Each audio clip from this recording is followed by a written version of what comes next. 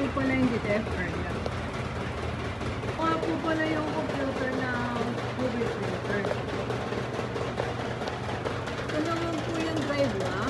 Goods pa naman, di pa naman po no. Pero nakapag-build po ako ng 1 gig sa drive B.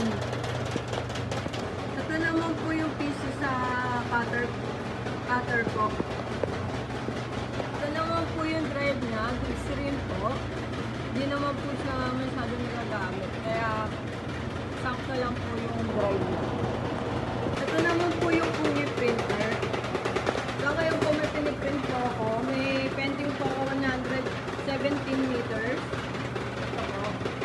Ito naman po yung mga supplies. Ito yung DTF white swap. Ginagamit po siya sa Kumi. Ang capacity naman niya siguro mga 2 weeks pa po. 2 to 3 weeks po. Ito naman po yung Brilliant White Ink. Ginagamit naman po siya sa crayon. Capacity naman na ito, siguro po mga 2 to 3 weeks rin po. Meron po akong ink pa doon sa box, hindi ko pa po nalalagay. Ito naman pong powder.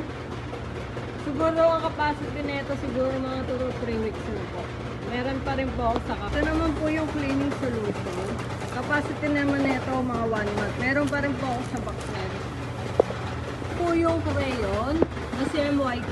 Kulang na po siya, magenta na lang po. Hinintay ko na lang po yung deliver.